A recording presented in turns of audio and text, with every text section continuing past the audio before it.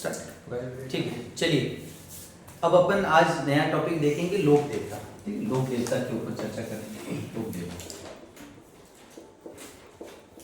देखो लोक देवता से अपन अलग अलग लोक देवता पढ़ने से पहले एक तो आप कथन याद रख लेना। एक कथन बहुत प्रचलित है कि सीधा सीधा पहले एग्जाम में यही सवाल आ जाता है कि 5 पीरों में कौन शामिल है। तो ये एक कथन याद रखना, पाबू हड़बू, पाबूजी हड़बूजी, रामदेव, मांगलिया, मेहा, पांचों पीर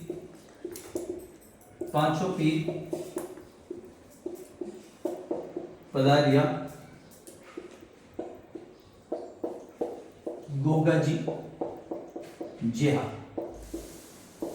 मतलब इनमें आपको क्या याद रखना है कि 5 जो पीर है ना लोक देवताओं के अंदर, उनका उल्लेख आ रहा है। कौन कौन से 5 प्रमुख पीर है?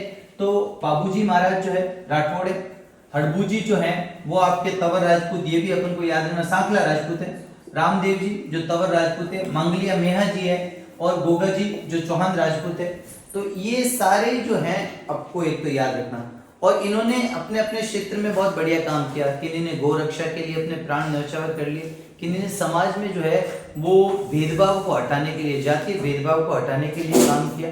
तो ये 5 पीर। और आपको डेफिनेटली मैं बता देता हूँ कि जब भी सवाल आया वो सीधा सीधा क्या सवाल आया, 5 पीर में निम्नलिखित में से कौन सा नहीं है? उसमें जो नहीं है वाला ऑप्शन है वो तेजा जी देते हैं। मोस्ट ऑफ सवाल में आएगा 3 तो इनमें से दे देंगे और चौथा तेज। लेकिन अपन को ऐसा रटना नहीं है, तो आपको तो याद रखना कौन कौन है 5 पीरों में। तो ये 5 पीरों में सम्मिलित है। सीधा सीधा सवाल आता है लोक देवताओं में कि कौन 5 पीरों में आते हैं। तो 5 पीरों में पाबूजी आते हैं, हड़बूजी आते हैं, रामदेव जी, मांगलिया मेहा जी और गोगा जी। एक तो ये। अब एक थोड़ा सा पता होना चाहिए कि एग्जाम में अच्छा सवाल पूछा था कि लोक देवता है कौन? लोक देवता है कौन? राजस्थान में किन्हें लोक देवता के रूप में पूजा जाता है? ऐसे लोग जिन्होंने जो अपनी मातृभूमि है उस मातृभूमि की सेवा की, मातृभूमि की क्या की? सेवा की। जातीय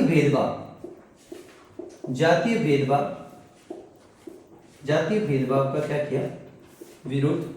बाबा रामदेव जी जिन्होंने जातीय भेदभाव का विरोध किया। गो रक्षा प्राण न्यौछावर किए। गो रक्षा प्राण न्यौछावर किए।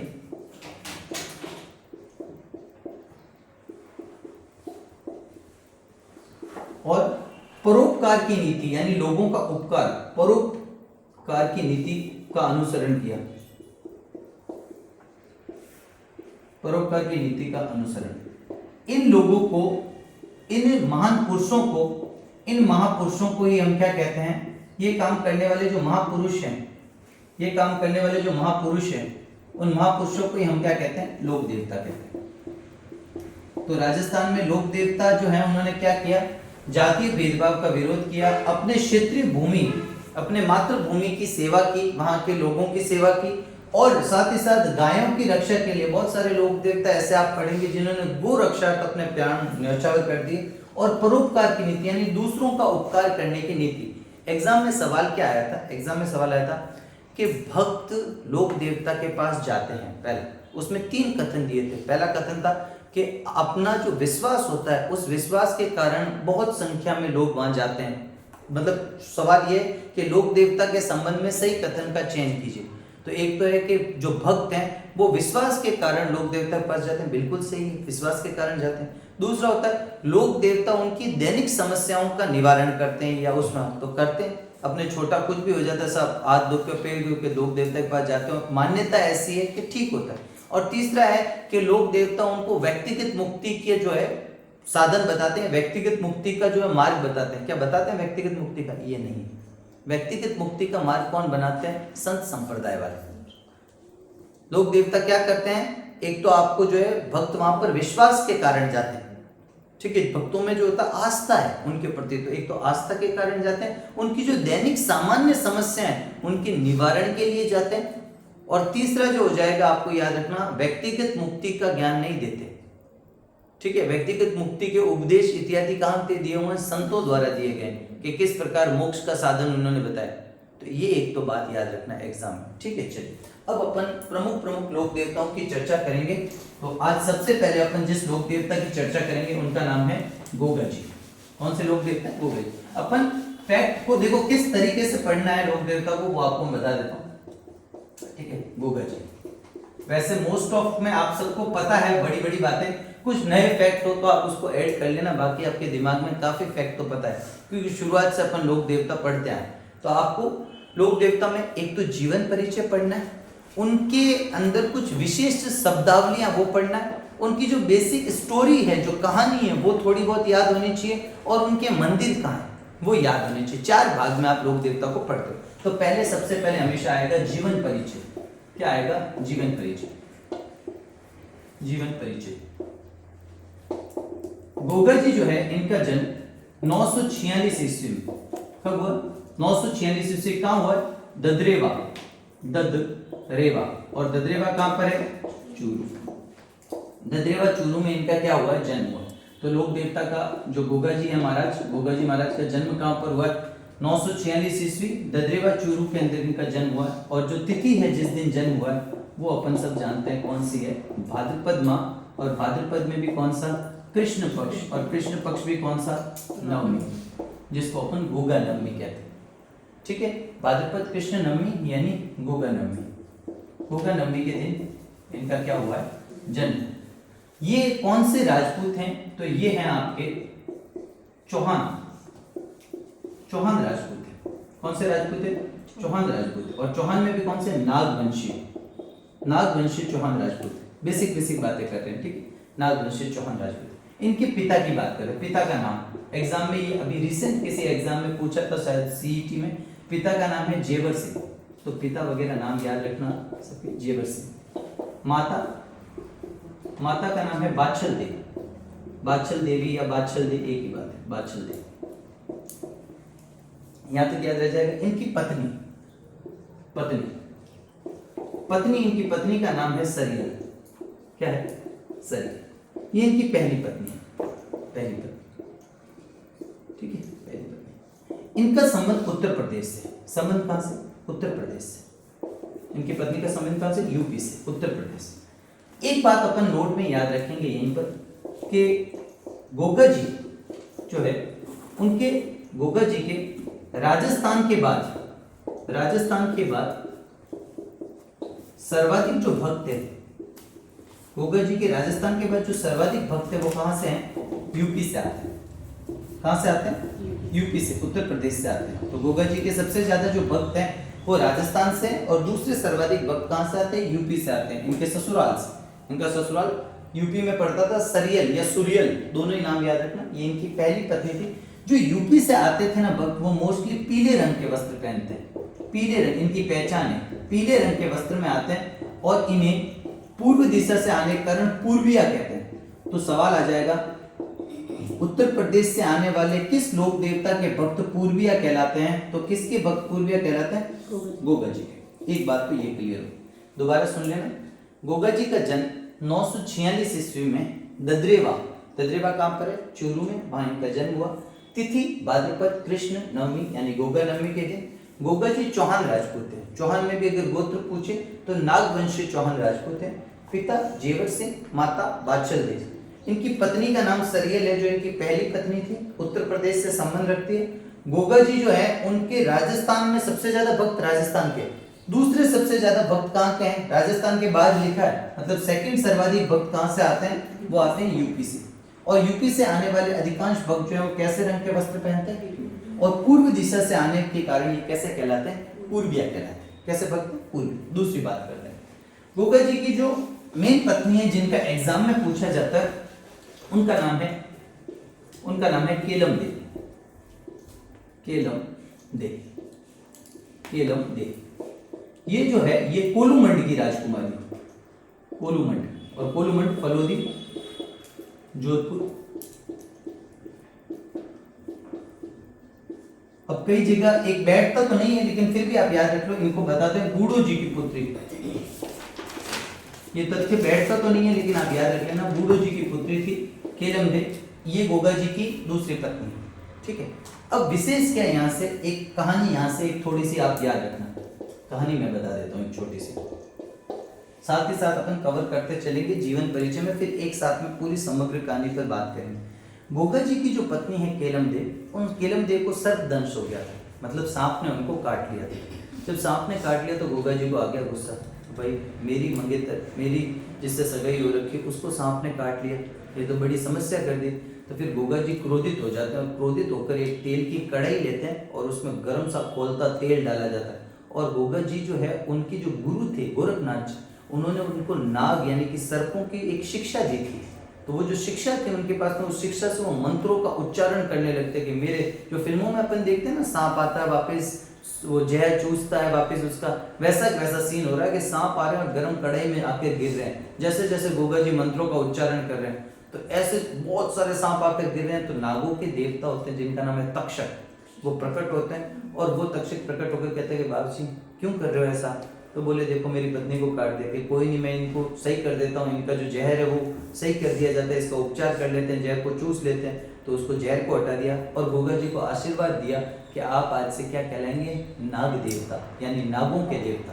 तो किसने आशीर्वाद दिया, तक्षक ने, वो खुद नाग देवता है और गोगा जी को भी नाग।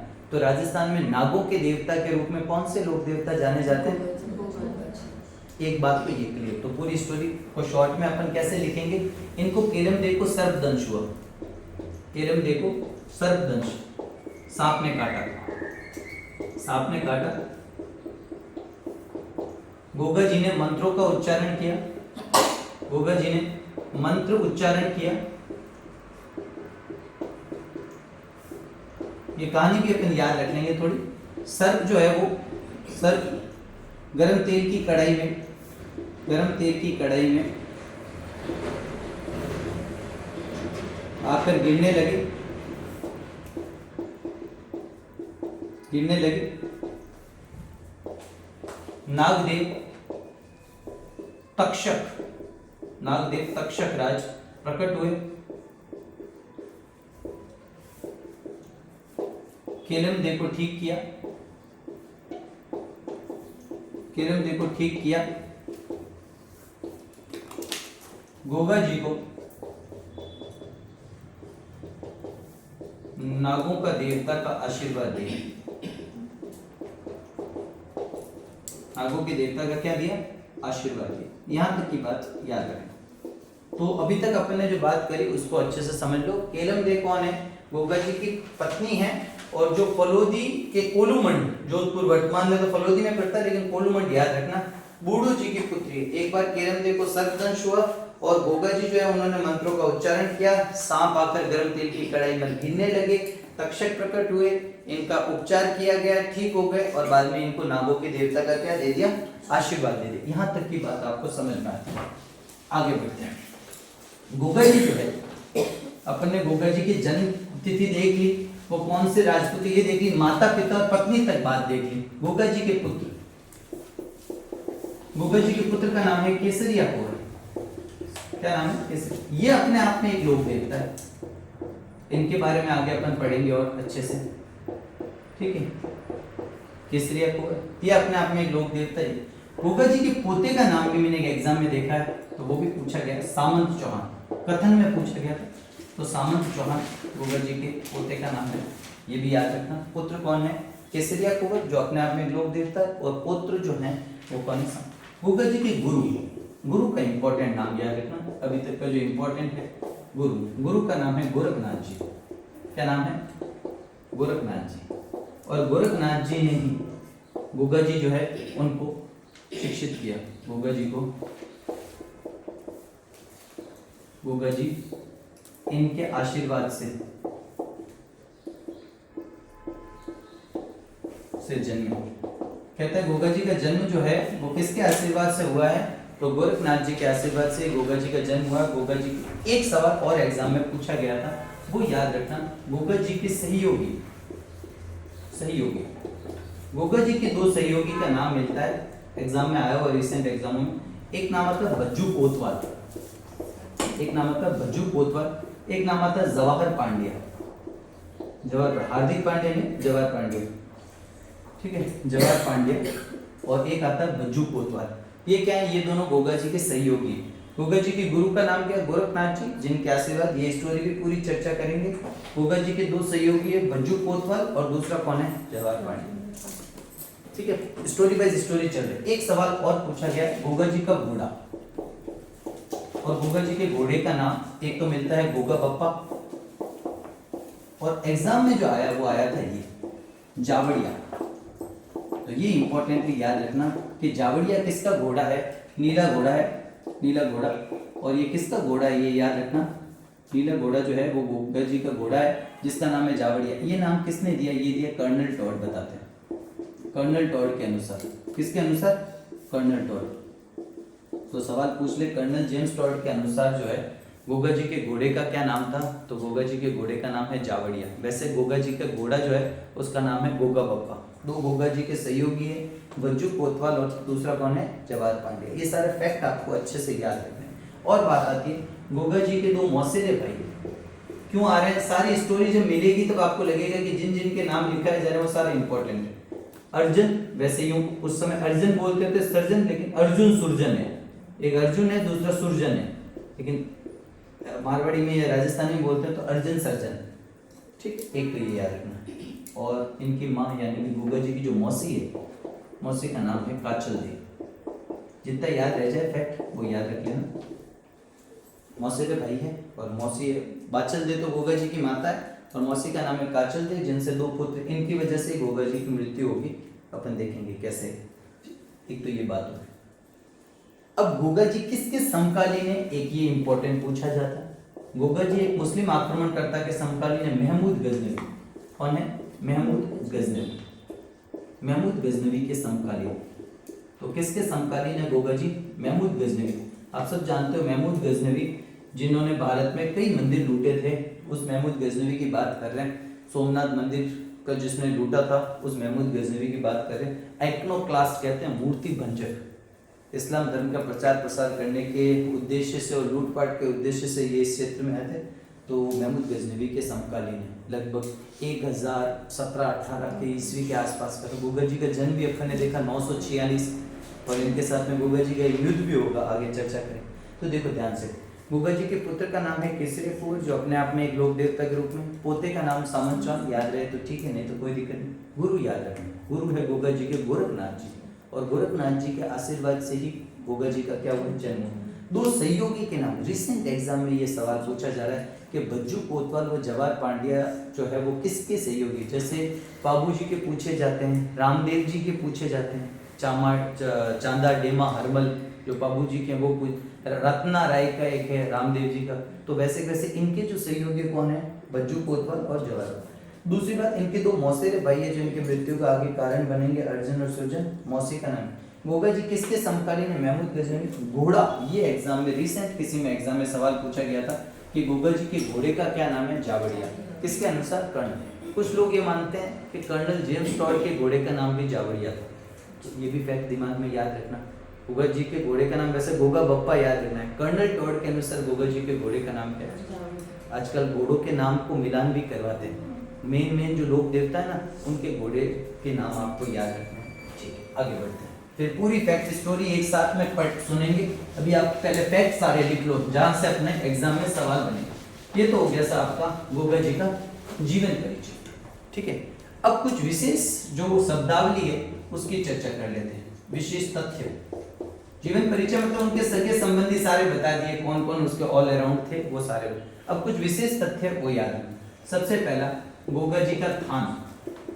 गोगा जी का जो थान होगा वो हमेशा किसके नीचे होगा, खेजड़ी वृक्ष के नीचे। किसके नीचे, खेजड़ी वृक्ष के नीचे गोगा जी का क्या होगा, थान होगा। और प्रतीक के रूप में क्या पूजे जाते हैं, प्रतीक चिन्ह में, प्रतीक चिन्ह में जो है सर्प रूप में या अश्वारोही, अश्व आरोही यानी घोड़े के ऊपर विराजमान, अश्वारोही भाला रूपी, भाले के साथ। ठीक है, तो जहां पर भी गोगा जी का आपने मंदिर देखा होगा, थान देखा होगा, मंदिर तो नहीं थान कहूंगा, वहां नीचे एक पत्थर की प्रतिमा बनी होती है, उसके ऊपर सांप बना होता है इस प्रकार से। और ये वृक्ष किसके नीचे होगा, खेजड़ी वृक्ष के नीचे उनका थान। एक कथन भी चलता है, आप सब जानते हो, जटे जटे गोगो वटे वटे, या जटे जटे खेजड़ी वटे वटे गोगो, या गांव गांव खेजड़ी और गांव गांव गोगा, मतलब जहाँ खेजड़ी है वहां गोगा जी है। तो एक कथन भी चलता है, गांव गांव खेजड़ी खेजड़ी गांव गांव गोगा जी, गांव गांव खेजड़ी गांव गांव गोगा जी। इसको मारवाड़ी या राजस्थानी में बोलते हैं कि जटे जटे खेजड़ी झाटी वृक्ष कहते हैं, जटे जटे झाटी वटे वटे गोगो, ठीक है। तो खेजड़ी को झाटी वृक्ष भी कहते हैं या शमी वृक्ष, कई बार एग्जाम में शमी भी आता है, तो खेजड़ी या शमी वृक्ष जो है, ठीक। एक बात तो ये होगी। दूसरी पॉइंट आता है गोगा जी का मंदिर क्या कहलाता है। गोगा जी का मंदिर कहलाता है मेडी। आपने नाम सुना होगा धुर मेडी, सीड्स मेडी, गोगा मेडी। तो गोगा जी का मंदिर क्या कहलाता है, मेडी कहलाता है, ये भी याद रखना। गोगा जी के जो गीत हैं, गीत गोगा जी के जो गीत हैं, इनके जो भक्त गीत गाते हैं गोगा जी के, वो कहलाते हैं छाबले, छाबले या छाबली। छाबले या छाबली किसके गीत कहलाते हैं, गोगा जी के गीत कहलाते हैं। दूसरी बात आती है गोगा जी के जो नृत्य है, मतलब जो इनके भक्त करते हैं, भक्तों द्वारा, गोगा जी के भक्तों द्वारा जो नृत्य किया जाता है, वो नृत्य कौन सा है, वो है सांकल नृत्य। कौन सा नृत्य है, सांकल। आपको पढ़ाया भी है मैंने, अगर आपको याद हो। सांकल को शरीर पे चोट करते हुए जो होता है आगे चलते जाते हैं, राह में चलते, यात्रा नृत्य भी कहते हैं, मैंने आपको बताया था इस सांकल नृत्य को, जब मैंने आपको बताया कि लोग चलते चलते नृत्य करते हैं, गले में सांप लपेट के और गोगा जी जैसा बनाकर, उनके भक्त ये क्या करते हैं, नृत्य। तो मंदिर थान तो होगा खेजड़ी के नीचे, मंदिर मेडी कहलाएगा, गीत छाबले और नृत्य क्या कहलाएगा इनका, सांकल। एक राकड़ी, जिससे सवाल आता है गोगा राकड़ी, इससे सवाल क्या आया था, गोगा राकड़ी ये 9 गांठों की, ये सवाल आया था गोगा राकड़ी कितने गांठों की होती है, तो 9 गांठों की राकड़ी है। और ये किसान द्वारा जब खेती करता है, तो किसान अपने हल व हाली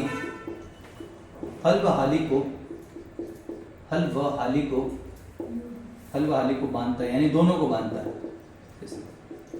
एक और चीज याद रख लेना, राखी आई है तो और बता देता हूं, वो भी फैक्ट आप लिख लेना उधर।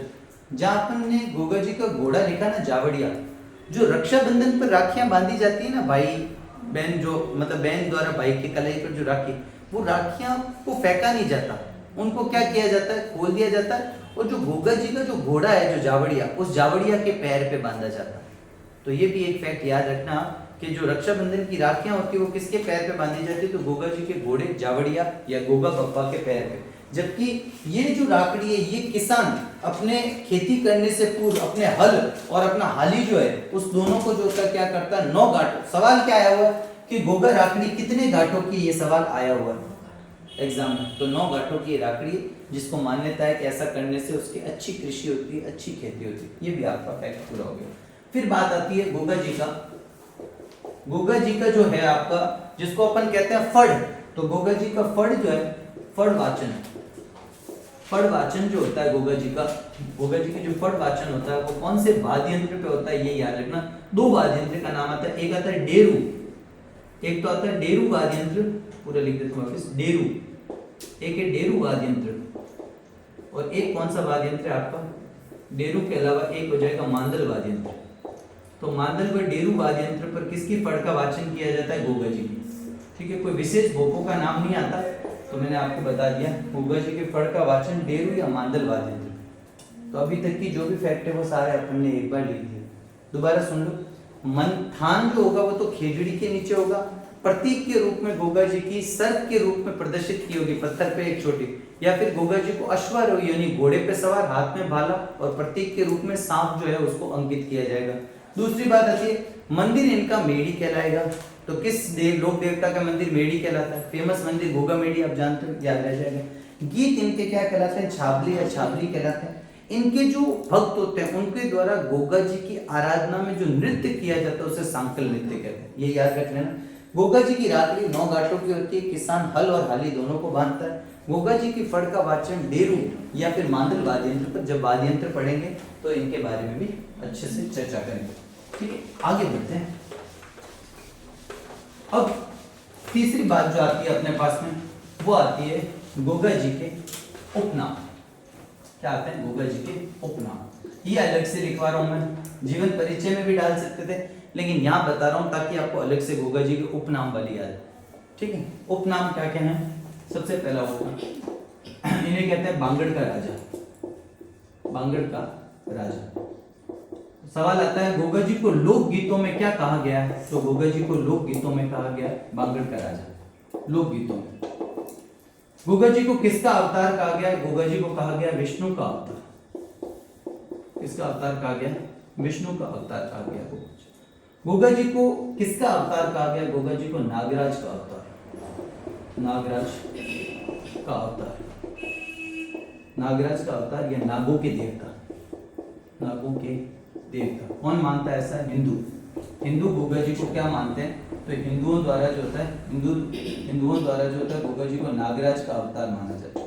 एक जो इंपॉर्टेंट है जो पूछा जाता है वो कौन सा है? गोगा जी को कहते हैं जाहर पीर। क्या कहते हैं? जाहर पीर या जिंदा पीर। जाहर पीर या जिंदा पीर, साक्षात देवता। इसका मतलब होता है साक्षात देवता। और ये किसने कहा है? ये कहा है महमूद गजनवी ने। महमूद गजनवी ने। और इसकी पुष्टि कौन करता है? इसकी पुष्टि करते हैं सूर्यमल मिश्र। पुष्टि कौन कर रहा है? पुष्टि कर रहे हैं कि ऐसा किसने कहा? महमूद गजनवी ने। ये कौन बता रहे हैं? राजस्थान के राज्य कवि सूर्यमल मिश्र।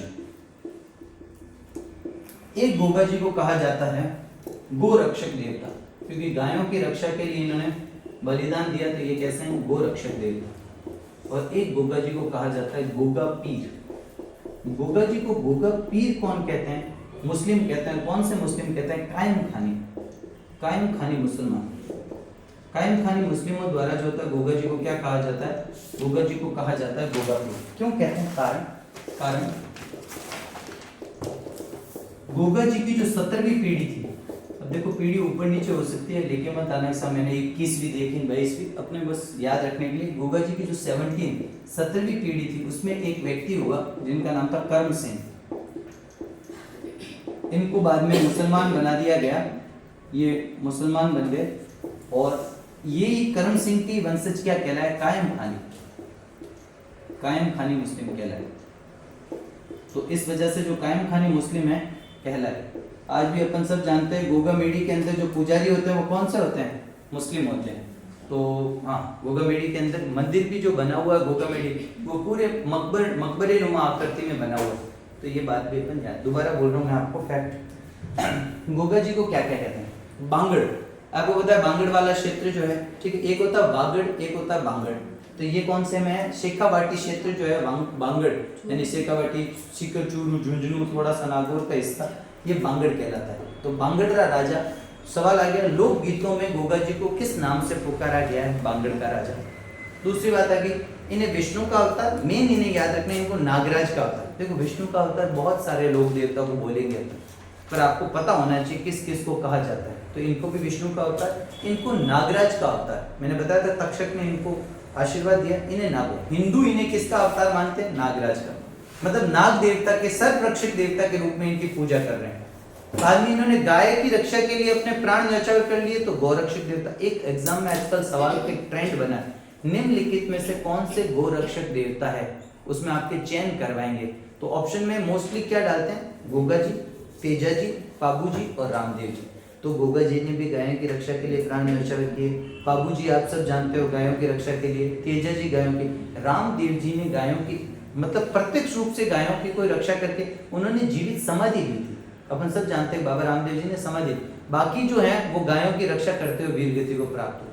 तो मोस्टली इनका पूछते हैं, और भी मैं लोक देवता बता दूंगा जो गायों की रक्षा के लिए वीर गति को प्राप्त हुए, जैसे पत्ता जी वगैरह, इनकी भी अपन बात कर ली। तो ये आपको यार, इनकी लड़ाई हुई थी महमूद गजनवी के साथ, और महमूद गजनवी इनकी वीरता से इतना प्रभावित हुआ कि इनको बोला कि ये तो साक्षात देव है, ये तो जिंदा पीर है। जिंदा पीर मतलब पीर मुसलमानों में जो है वो देव को ही कह रहे, तो जिंदा पीर यानी जाहर पीर का, जिसका अर्थ होता है। और इस बात की पुष्टि कौन करता है? सूर्यमल मिश्र। इन्हें गोरक्षक, गायों की रक्षा के लिए ग्रहण, और इन्हें गोगा पीर। गोगा पीर इनको कौन कह रहे हैं? मुस्लिम। और कौन से मुस्लिम? कायम खानी। गोगा जी के वंशज ही माने जाते हैं कायम खानी मुस्लिम। इस बात की पुष्टि कौन करेगा उसकी भी चर्चा करेंगे, ठीक है। ये तो हो गई सर गोगा जी की बात। अब आते हैं सर कहानी पर थोड़ा। अब डिटेल में एक बार कहानी बता देता हूँ, फिर मंदिरों की चर्चा कर लेंगे, या पहले मंदिर की कर लेते हैं फिर पूरी कहानी बता देता हूँ। गोगा जी के कौन कौन से मंदिर है आपको मेनली याद रखना है। एक मंदिर है जिसका नाम है गोगा मेडी, ये गोगा जी का प्रमुख मंदिर है। तो गोगा जी का मेन मंदिर है, उस मंदिर का नाम है गोगा मेडी, इसे धुर मेडी कहते हैं, या यही गोगा जी। हाँ बताओ, कोई डाउट? अच्छा बोला मुझे लगा। तो गोगा मेडी, इसी को धुर मेडी, ये गोगा जी का समाधि स्थल है। सवाल एग्जाम में पूछा गया है गोगा जी का समाधि स्थल कौन सा है? गोगा जी का समाधि स्थल है गोगा मेडी। गोगा मेडी को धुर मेडी क्यों कहते हैं इसकी चर्चा करेंगे। ये कहाँ पड़ती है? नौहर, और नौहर तहसील कहाँ पर है? हनुमानगढ़। ये आप सब जानते हो कहाँ पर है, क्या है। इस मंदिर के जो निर्माता है, उस निर्माता का नाम है फिरोज शाह तुगलक। दिल्ली पर जब सल्तनत काल चल रहा था तब तुगलक वंश का एक शासक है फिरोज शाह तुगलक, फिरोज शाह तुगलक। इस फिरोज शाह तुगलक ने इस मंदिर का क्या करवाया? निर्माण। जिस आकृति में ये मंदिर बना हुआ है वो कैसी है? मकबरे नुमा, मकबरे नुमा आकृति में। और दरवाजे पर क्या अंकन है? दरवाजे पर जो अंकन है, जो लिखा हुआ है वो है बिस्मिल्लाह। क्या लिखा हुआ? बिस्मिल्लाह 786। ठीक है, ये कहां पर लिखा हुआ है? इसके दरवाजे पर लिखा हुआ है। तो ये बातें एक तो फैक्ट आपको याद रखना है। दूसरा, इसका वर्तमान स्वरूप का निर्माण, वर्तमान स्वरूप का निर्माण किसने करवाया? वो कराया बीकानेर के महाराजा गंगा सिंह जी। गंगा सिंह जी जो है बीकानेर के, उन्होंने इस मंदिर के वर्तमान स्वरूप का क्या करवाया? निर्माण कराया। गोगा जी के जो पुजारी होंगे ना, ये फैक्ट तो याद रखना, गोगा जी के जो यहाँ इस मंदिर में जो पुजारी है ना, पुजारी 11 माह तक तो कौन पुजारी रहता है? 11 माह के लिए तो यहाँ मुस्लिम पुजारी होता है, मुस्लिम पुजारी। और जो मुस्लिम पुजारी है उसको क्या कहते हैं? चायल। क्या कहते हैं? चायल कहते हैं। ये इंपॉर्टेंट है, याद रखें। और एक माह जो भाद्रपद महीना होता है, ठीक है, आप सब जानते हो गोगा जी का मेला कब बढ़ता है? भाद्रपद कृष्ण नवमी। तो जो भाद्रपद महीना है तब यहाँ पुजारी कौन होता है? हिंदू पुजारी। टोटल भाई 12 महीने हुए ना विक्रम संवत के, तो एक महीने तो 11 महीने तो यहाँ पर कौन है? मुस्लिम पुजारी है, जो क्या कहलाता है? चायल, कायम खानी मुसलमान। और एक माह जो है, जो भाद्रपद का जो बड़ा माह है, उसमें कौन है? पुजारी यहाँ पर हिंदू। ये मंदिर की बात करें अपन, गोगा मेडी जो इनका मेन मंदिर। अब इस मंदिर के पास, एक बार इधर इसको मिटा दो या फिर इधर लिख देता हूं।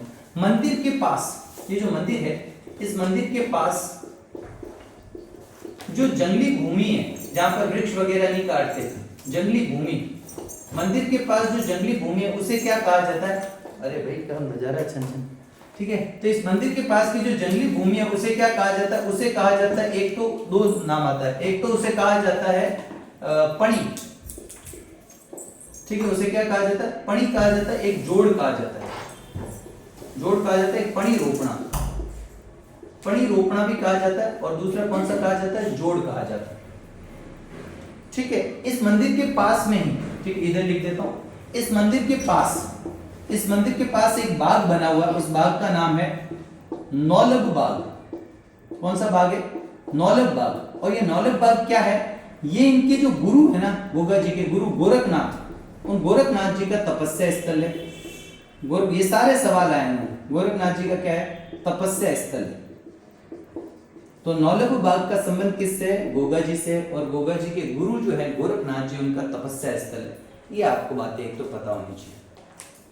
ठीक है, अगली बात, इनका जो मेला, यहाँ गोगा मेडी में जो मेला भर रहा है, वो मेला आप सब जानते हो कब भरता है? भाद्रपद महीने में, भाद्रपद कृष्ण नवमी। भाद्रपद कृष्ण नवमी को तो यहाँ पर मेन मेला भरता है, मुख्य मेला जिसको कहते हैं। मुख्यतः कब भरता है? तो मुख्य मेला तो भाद्रपद कृष्ण नवमी यानी पशु मेला जो भरता है, गोगा जी पशु मेला, मैंने पूरा लिखवा भी दिया, दोबारा लिखवा देता हूँ। गोगा जी पशु मेला वो कब भरता है? वो भरता है श्रावण की पूर्णिमा से। कौन सी पूर्णिमा से? श्रावण की पूर्णिमा से लेकर और भाद्रपद की पूर्णिमा तक। श्रावण की पूर्णिमा से लेकर भाद्रपद पूर्णिमा तक, मतलब कितने दिन हो गए? 30 दिन तक। ये राजस्थान का सबसे लंबा पशु मेला है। राजस्थान का सबसे लंबी अवधि का पशु मेला, राजस्थान का सबसे लंबी अवधि का पशु मेला कौन सा है? तो वो गोगा जी का पशु मेला है, गोगा जी का पशु मेला, लंबी अवधि का पशु मेला। और यहाँ पर किसका क्रय विक्रय ज्यादा होता है ये भी बता रखा है, हरियाणवी नस्ल के पशुओं का। कौन सी नस्ल की? हरियाणवी नस्ल, हरियाणवी नस्ल के पशु। ध्यान से सुन लो दोबारा। गोगा जी का मुख्य मंदिर आपसे अगर कोई पूछे, जो मेन मंदिर है, मुख्य मंदिर है, वो कौन सा है? गोगा जी का मुख्य मंदिर वो है आपका गोगामेड़ी। गोगामेड़ी को ही हम क्या कहते हैं? धुरमेड़ी कहते हैं। यही गोगा जी का समाधि स्थल है। यहाँ गोगा जी की जो है वो समाधि बनी हुई है। ये कहाँ पड़ता है? हनुमानगढ़ जिले में नौहर तहसील में पड़ता है। यहाँ तक की बात भी कंप्लीट। निर्माण इसका करवाया एक शासक था, मुस्लिम शासक फिरोज शाह तुगलक। किस आकृति में करवाया? मकबरा नुमा। लिखवाया क्या? दरवाजे पे बिस्मिल्लाह 786। वर्तमान जो आज अपन मंदिर देखते हैं वो किसने बनवाया? पहले शुरुआत में उन्होंने बनवाया, बाद में जो अभी वर्तमान स्वरूप है वो किसने बनवाया? बीकानेर के महाराजा गंगा सिंह जी ने। 1930 के आसपास की बात है, 1927-28 के आसपास की बात है, लगभग बता रहा हूँ, एग्जैक्ट डेट मुझे नहीं याद। ठीक है। पुजारी जो है इनके 12 महीने में से 11 महीने तो यहाँ मुस्लिम पुजारी रहेंगे जिन्हें चायल कहा जाता है, और एक जो महीना है जिसमें गोगा जी का अपन मेला मानते हैं, जो भाद्रपद विक्रम संवत के अनुसार, हिंदू रीति रिवाजों के अनुसार वो आता है भाद्र। वहां उस समय यहाँ पर कौन रहेंगे? हिंदू पुजारी रहेंगे। फिर बात आती है कि मंदिर के पास जो ओरण की भूमि होती है, जैसे जिसमें वृक्ष वगैरह नहीं काटते, उनमें गोगा जी के लिए उस भूमि को जोड़ या पणि रोपण कहा जाता है। गोगा जी को क्या कहा जाता है? पणि रोपणा की जगह पणि रोपण कर देना, पणि रोपण और जोड़ कहा जाता है। और इसके पास में एक बाग बना हो जिसका नाम है नौलब बाग। और ये नौलब बाग क्या है? ये गोगा जी के गुरु गोरखनाथ जी का तपस्या स्थल है। गोगा जी का जो मेन मेला है वो तो गोगा नवमी यानी भाद्रपद कृष्ण नवमी यानी जन्माष्टमी से एक दिन बाद बढ़ता है, लेकिन इनका जो पशु मेला वो एक महीना तक बढ़ता है। राजस्थान का सबसे लंबा पशु मेला है। पहले भी लिखवा है, श्रावण पूर्णिमा यानी रक्षाबंधन से लेकर भाद्रपद पूर्णिमा यानी श्राद्ध पक्ष की शुरुआत तक 30 दिन तक इनका मेला बढ़ता है, और जिसमें हरियाणवी नस्ल के पशु जो है वो क्रय विक्रय के लिए यहाँ पर आते हैं। खरीद बेच जो होती है सबसे ज्यादा, क्योंकि हरियाणा से इसकी सीमा लगती है गंगानगर हनुमानगढ़ की, तो उस नस्ल के पशु जो होते हैं यहाँ पर खरीद बेच के लिए आते हैं। ठीक है, ये अपन बात करते हैं, आगे बढ़ते हैं। चल और बात कर लेते हैं। गोगा जी का जो दूसरा प्रमुख मंदिर है, गोगा जी का दूसरा प्रमुख मंदिर, गोगा जी का दूसरा जो प्रमुख मंदिर है, ठीक है, दूसरा प्रमुख मंदिर वो कौन सा है? गोगा जी का दूसरा प्रमुख मंदिर है वो है गोगा जी की ओल्डी। आजकल ये एग्जाम में खूब आया, गोगा जी की ओल्डी। ओल्डी का मतलब होता है झूपड़ी या झोपड़ी। और ये कहां पर? यह है खिलेरियों की ढाणी, खिलेरियों की ढाणी। और ये खिलेरियों की ढाणी है सांचौर में, अब तो जिला हट गया तो वर्तमान जालोर में। एक ये बात याद रखना, इस मंदिर का निर्माता है उसका नाम है राजा राम कुमार। एक तो ये है, एक गोगा जी का जन्म स्थल, जो जन्म स्थल को अलग से मैंने वापस लिख रहा हूं, वैसे तो वहां लिखा हुआ है। गोगा जी को जो जन्म स्थल है उसको कहते हैं ददरेवा। ददरेवा जो है वो चूरू में, शायद राजगढ़ तहसील में पड़ता है चूरू की। एक बार और आप भी चेक कर लेना, मेरे हिसाब से चूरू की राजगढ़ तहसील में पड़ता है ददरेवा। तो ददरेवा चूरू, इसको कहते हैं शीर्ष मेढ़ी। क्यों कहते हैं, क्या कहते हैं, सारी बात करेंगे। उसको तो कहते हैं धुरमेढ़ी, इसको कहते हैं शीर्ष मेढ़ी। मैं बता देता हूँ, गोगा जी जब लड़ते लड़ते शहीद हो गए थे, वीर गति को प्राप्त हुए थे अपने मौसेरे भाई अर्जुन और सर्जन के विरुद्ध, तब उनका गला कटकर जहां पर गिरा वो तो उनका जन्म स्थान जो ददरेवा में गिरा। और ये लड़ते लड़ते कहते हैं इनका जो करबंद यानी कि जो धड़ जो है ना, वो जहां पर गिरा वो कौन सा है? गोगामेढ़ी। तो गोगामेढ़ी को तो धुरमेढ़ी, जहां इनका धड़ गिरा वो तो इनका समाधि स्थल है, वो तो कहलाता है धुरमेढ़ी। और जहां शीश कटकर गिरा उसको क्या कहते हैं? तो जन्म स्थान पर तो शीश मेढ़ी, जो आप अभी गोगामेढ़ी जो मेन मंदिर है वहां पर उनका करबंद यानी धड़ जो है वो गिरा, तो वो आपको धुरमेढ़ी कहलाता है, वो इनका समय। हाँ, उस समय ये माना जाता था, इतने इष्ट होते थे। आज अपन जो मानते हैं ना कि भाई, अब आप सोचो ऐसे, जैसे आप अपन ने कल मुस्लिम त्योहार पढ़े, तो अब अपन मान्यता है कि अल्लाह ने आकर उनको कुरान दी। अब अपन देखा थोड़ी है, पर वो अपन ये मान्यता है कि उन्होंने दी।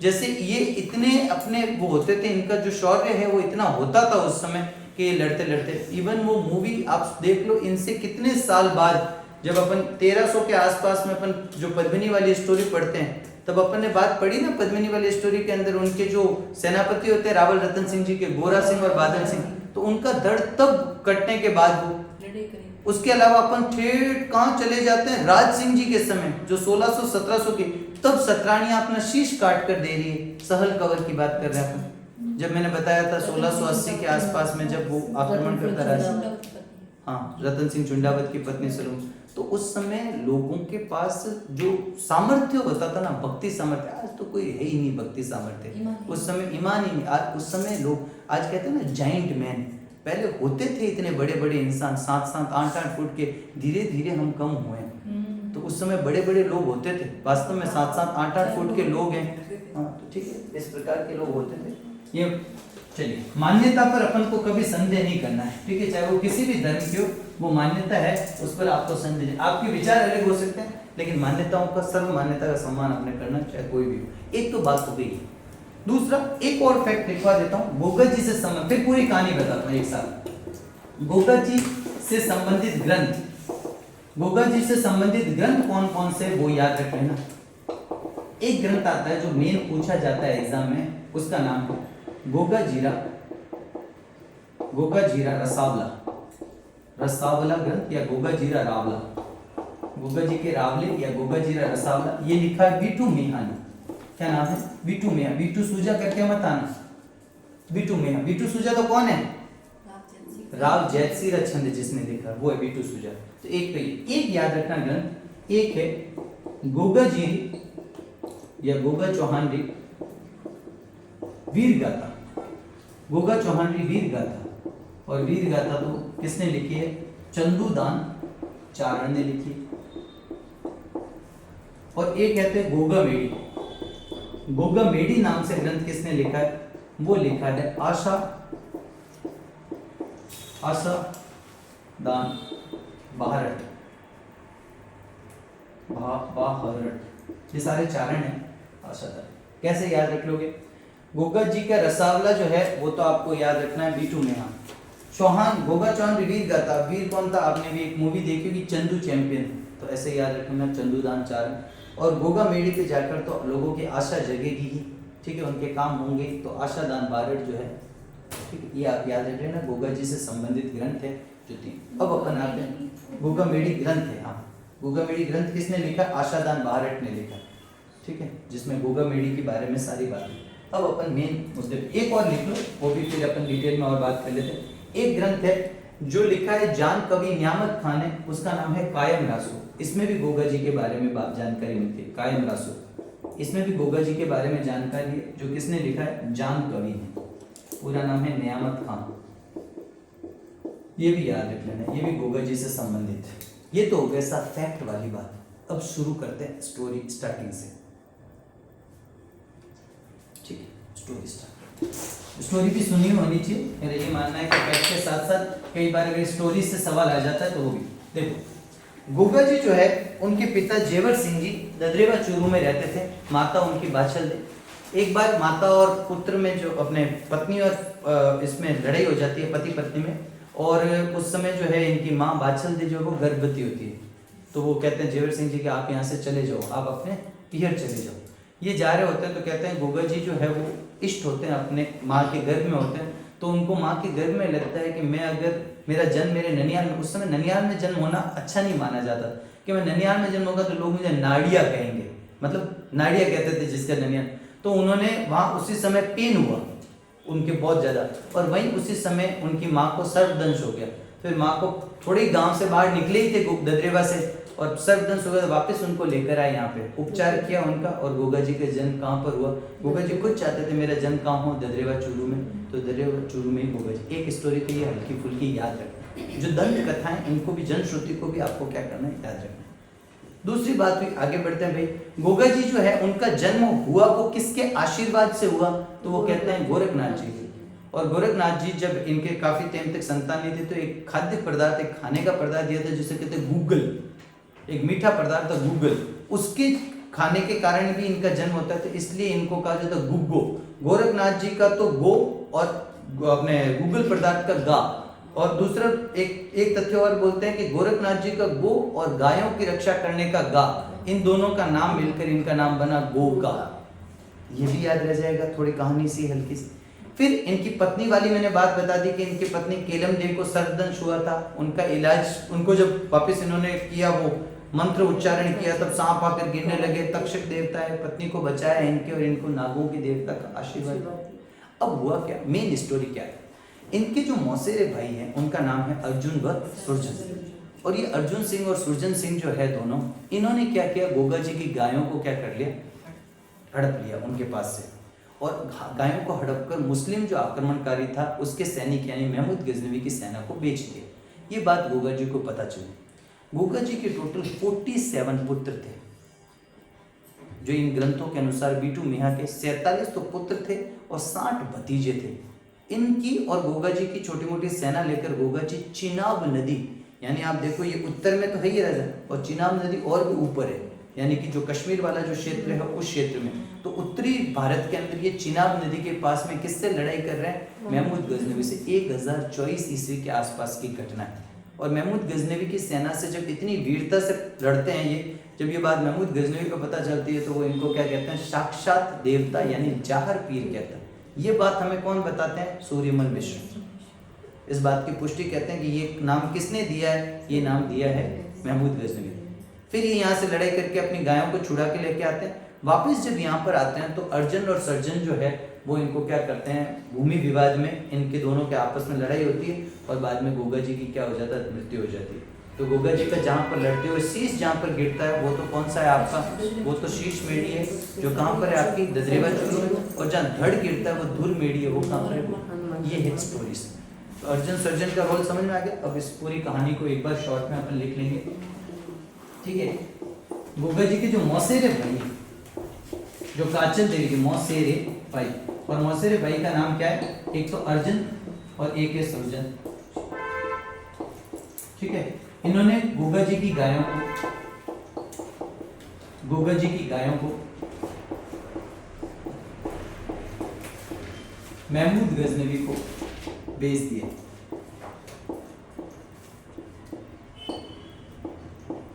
महमूद गजनवी, गोगा जी और महमूद गजनवी, गोगा जी वर्सेस महमूद गजनवी। ये पूछा जाता है किसके समकालीन है गोगा जी, तो महमूद गजनवी के मध्य युद्ध हुआ, और ये युद्ध हुआ है लगभग 1024 ईस्वी में, और ये युद्ध कहां पर हुआ है, चिनाब नदी के किनारे,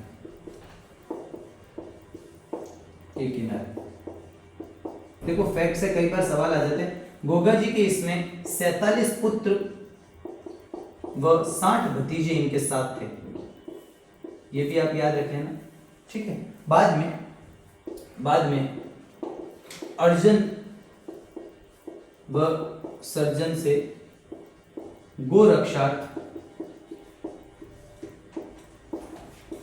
गोगा जी वीर गति को प्राप्त हुए। ये जो कहानी है ना, ये कहानी कौन बताता है, ये जो प्रमाण है यानी ये जो वर्णन है पूरा, ये वर्णन कहां पर है, ये वर्णन है कायम खां रासो।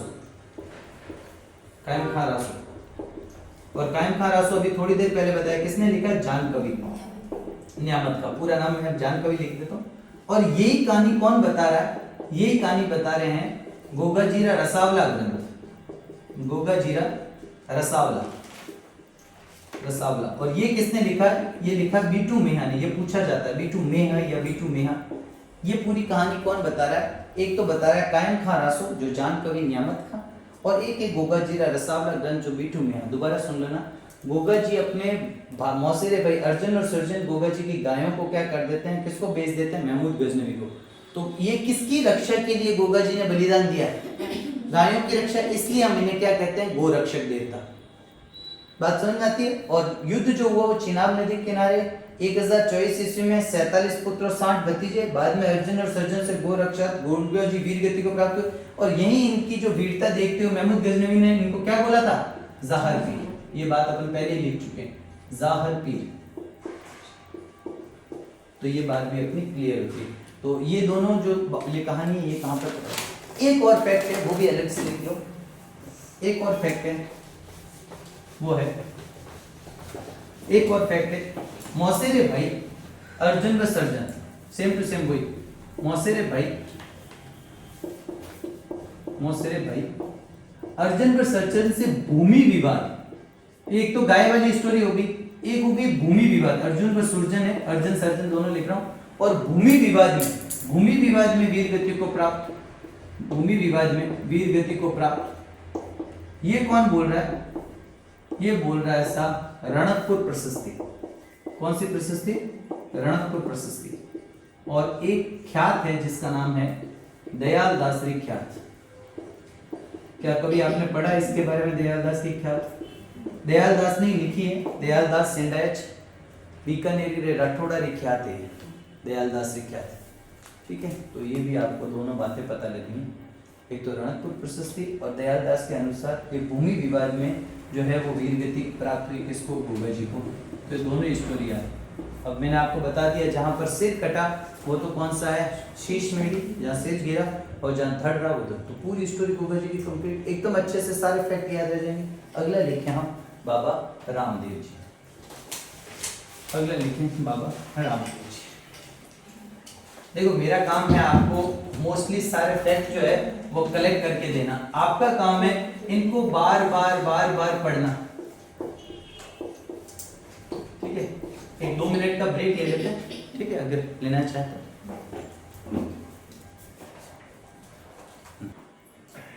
ठीक, चलिए अब रामदेव जी की बात करते हैं अपन आगे। दूसरे अपन पहले लोक देवता अपन ने भूभा जी पढ़ ली, दूसरे पहला अपन पढ़ेंगे जीवन परिचय रामदेव जी को। जीवन परिचय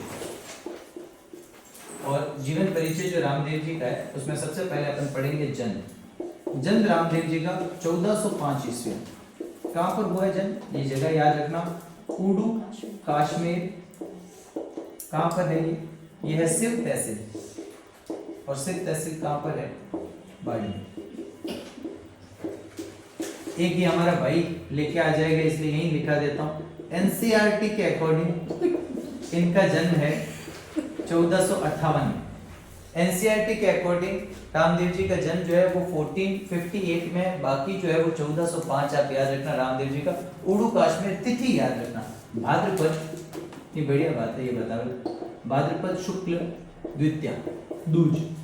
इसे क्या कहते हैं? भाद्रपद शुक्ल द्वितीया को बाबारी दूज भी कहते हैं। अपन सब जानते हैं, अपन ने पढ़ा भी है पूरा। बाबारी बीज या बाबारी दूज या अवतार की तिथि भी कहते हैं इसे।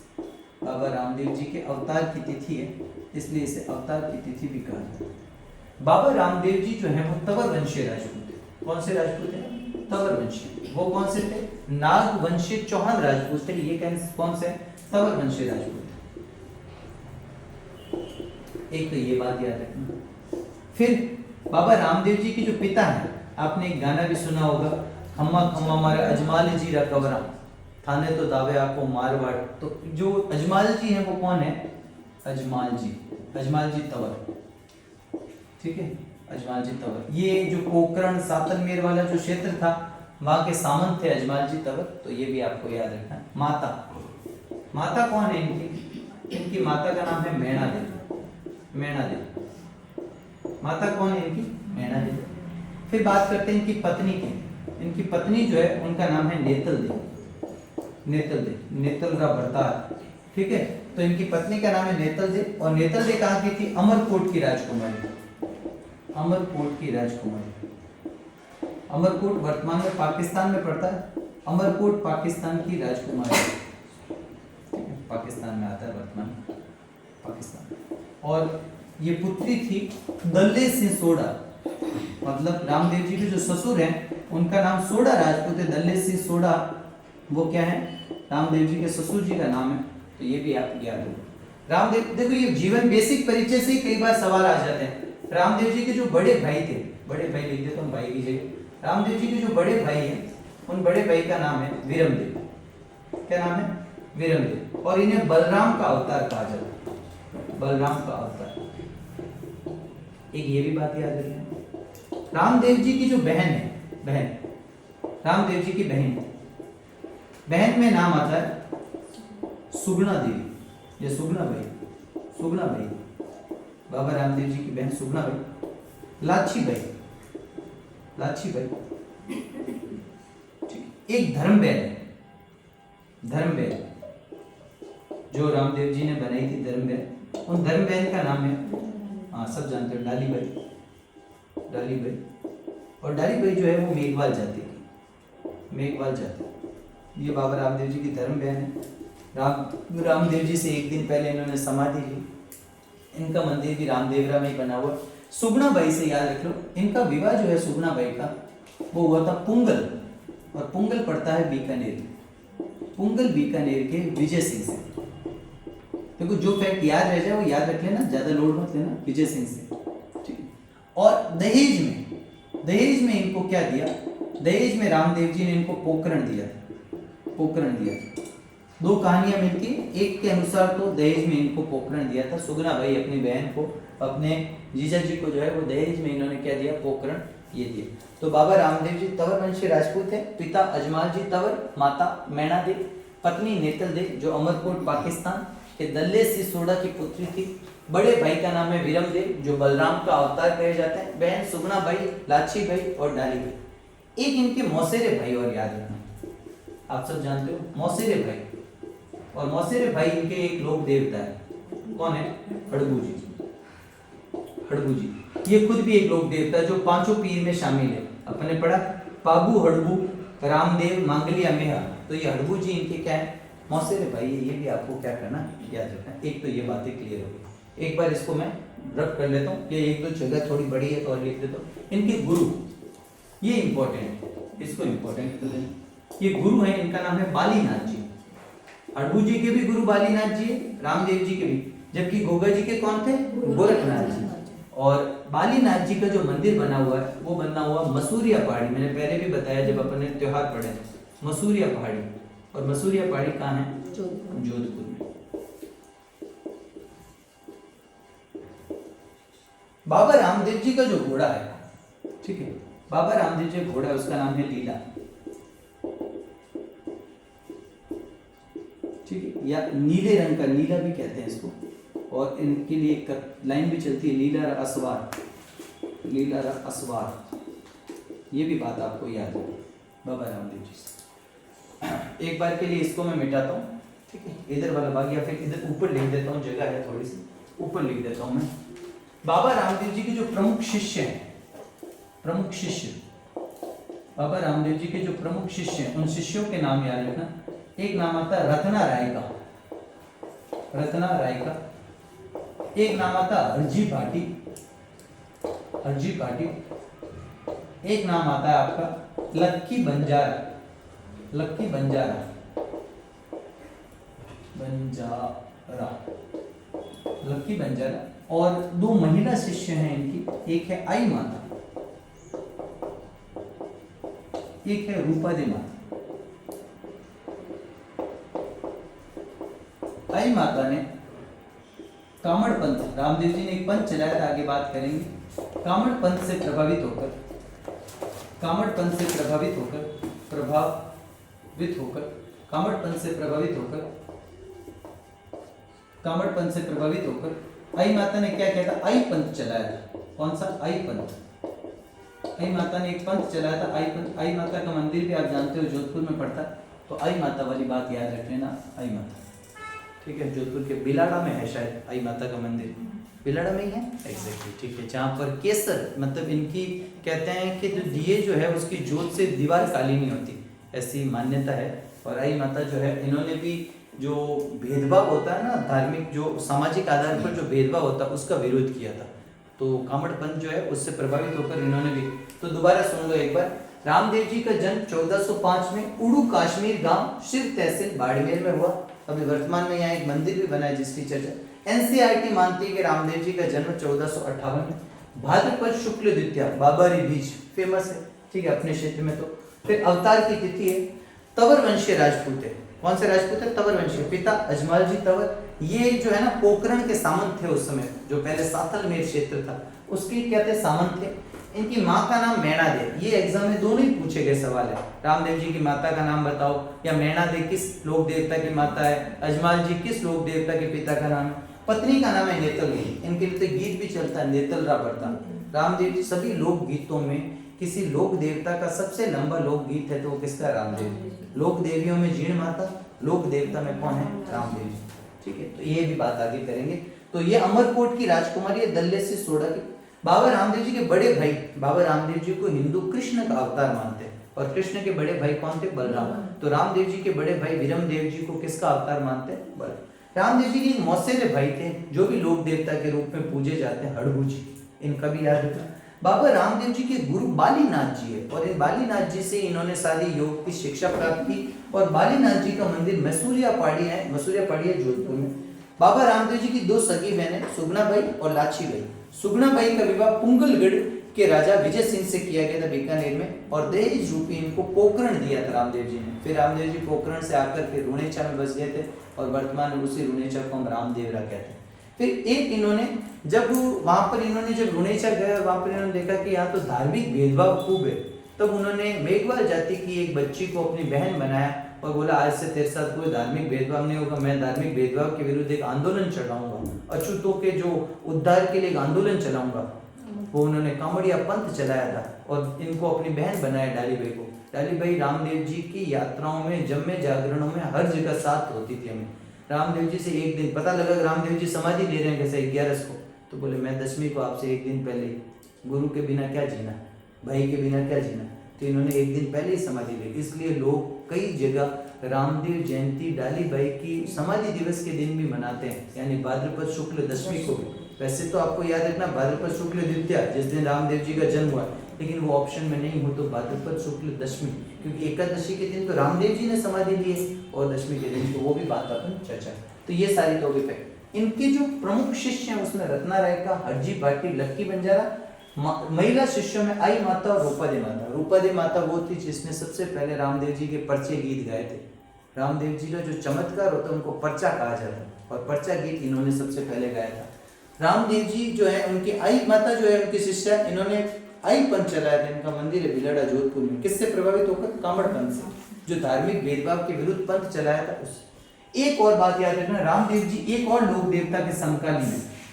रामदेव जी जो है ना वो दो लोक देवता के समकालीन, एक तो अपन ने बात कर ली हड़बू जी, एक मल्लीनाथ जी के भी समकालीन। रामदेव जी जो होते हैं ना, हड़बू जी और मल्लीनाथ जी दोनों लोक देवता के समकालीन। हड़बू जी तो रामदेव जी के क्या है? मौसेरे भाई है। और मल्लीनाथ जी जो मारवाड़ के एक राजा हुए थे, राव मल्लीनाथ, जिनका अपन ने पशु मेला भी पढ़ा था। कहां पर? तिलवाड़ा चैत्री मेला। चैत्र कृष्ण एकादशी से चैत्र शुक्ल एकादशी 15 दिन तक चैत्र में बढ़ता है। इससे चैत्री मेला लूणी नदी के किनारे कौन सी जगह बढ़ता है? तिलवाड़ा, बालोतरा, बाड़मेर में, राजस्थान में सबसे प्राचीन पशु मेला कहते हैं। मोटा राजा उदय सिंह ने जिसकी शुरुआत की थी। मालानी नस्ल के पशुओं और सांचोरी बैल के लिए प्रसिद्ध जो मेला पढ़ा आपने पूरा अच्छे से डिटेल में पढ़ा है। ठीक, आगे बढ़ते रामदेव जी की बातों में आगे बढ़ते।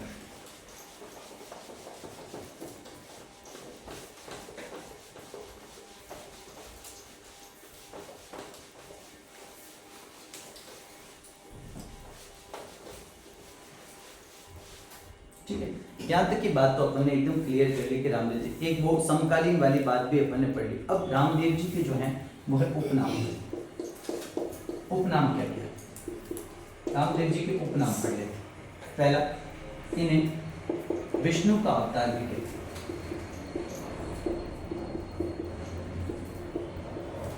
इन्हें कृष्ण का अवतार,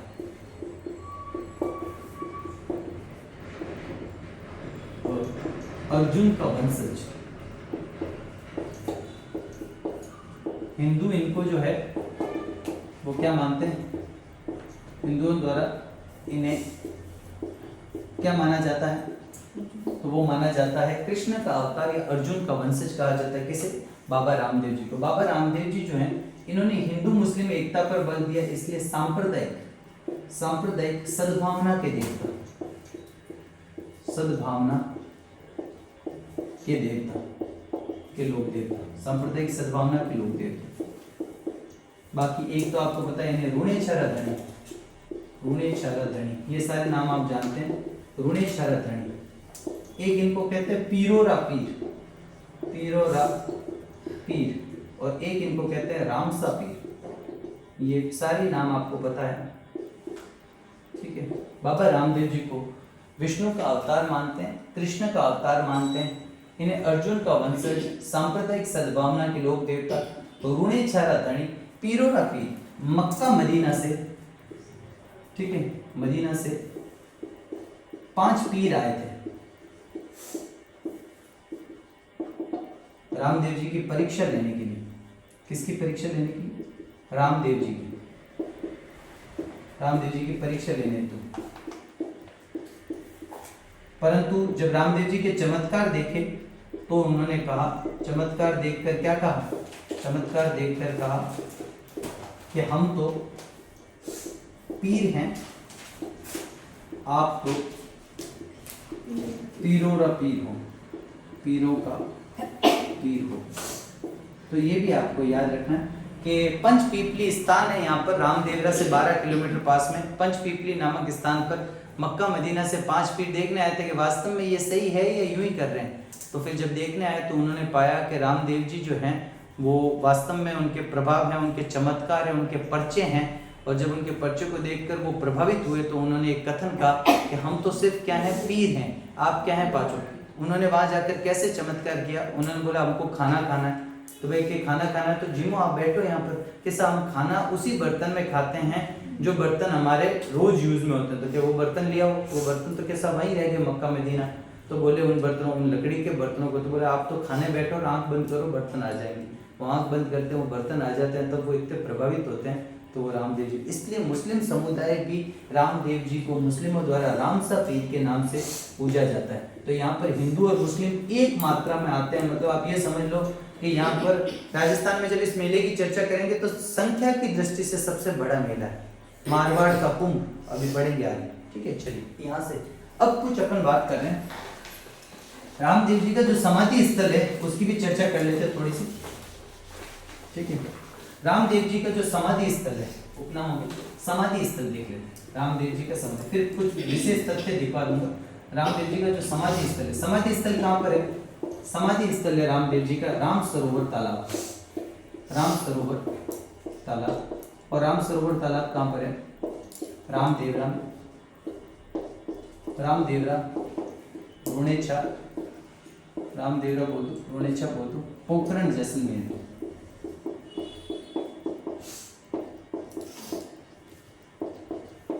यहाँ पर रामदेव जी ने समाधि ली। और समाधि कब ली?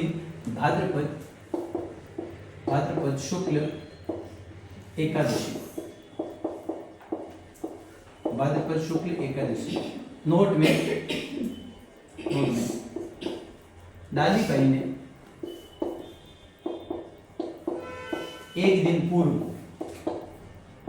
दिन पूर्व भाद्रपद शुक्ल दशमी को, भाद्रपद शुक्ल दशमी को, इसको भी मैं लिख देता हूं रामदेव जयंती। वैसे रामदेव जयंती बाबरी बीज है को समाधि ली,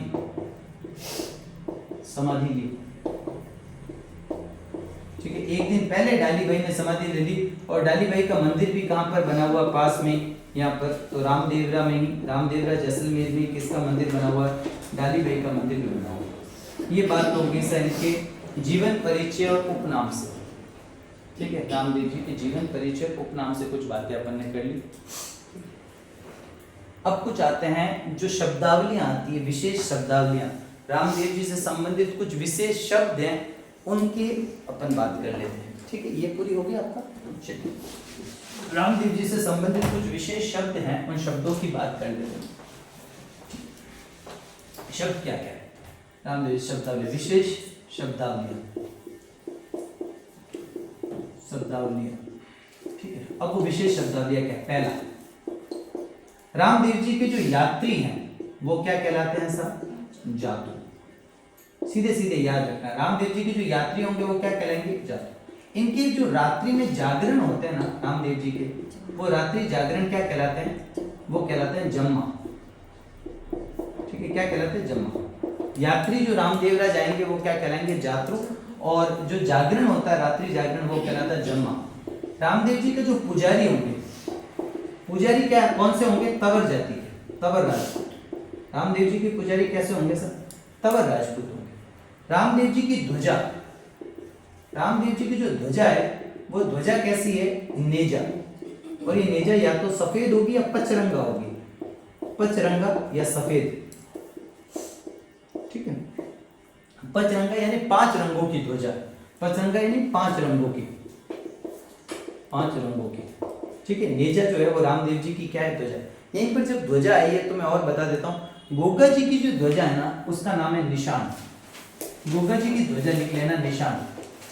निशान किसकी ध्वजा है? गोगा जी की। गोगा जी के नोट में लिख देना, जब गोगा जी के जहाँ विशेष तथ्य लिखे हैं ना, फैक्ट शब्दावलियां, वहां गोगा जी की ध्वजा का नाम लिख देना निशान। मैंने बताया था गोगा जी के गीत तो है छावले, गोगा जी के मैंने आपको नृत्य बताया था, उनके भक्तों द्वारा मैंने सांकर नृत्य, वहां पर आसपास में कहीं जगह हो तो गोगा जी की जो ध्वजा है उसका नाम निशान। रामदेव जी की ध्वजा है नेजा। यहाँ तक की बात क्लियर है। और फैक्ट क्या क्या आते हैं रामदेव जी के बारे में? तो रामदेव जी के मेघवाल भक्त, मेघवाल भक्त कहलाते हैं रिखिया। मेघवाल भक्त क्या कहलाते हैं? रिखिया। रामदेव जी का चमत्कार, इनके चमत्कार कहलाते हैं पर्चा। और पर्चा बावड़ी कहां पर है? पर्चा बावड़ी, पर्चा बावड़ी भी कहां पर है? रामदेवरा, रामदेवरा जैसलमेर, रामदेवरा पोखरण जैसलमेर में इनकी पर्चा बावड़ी है। और इनका पहली बार पर्चा का वर्णन, प्रथम वर्णन या प्रथम बार गाया किसने गाया? रूपा देव माता। ठीक, ये भी याद रखें। रामदेव जी के जो थान होता है, रामदेव जी का जो थान होगा वो थान किसके नीचे होगा? कदम वृक्ष के। अपने गोगा जी में पढ़ा खेजड़ी वृक्ष, यहाँ पर याद रखना कदम वृक्ष के नीचे होगा। बाबा रामदेव जी का जो थान होगा वो कहाँ? कदम वृक्ष के नीचे। बाबा रामदेव जी का जो मंदिर है वो कहलाता है देवरा। और सबसे बड़ा देवरा कौन सा है? रामदेवरा। सबसे बड़ा देवरा रामदेव जी का कौन सा है? वो है रामदेवरा।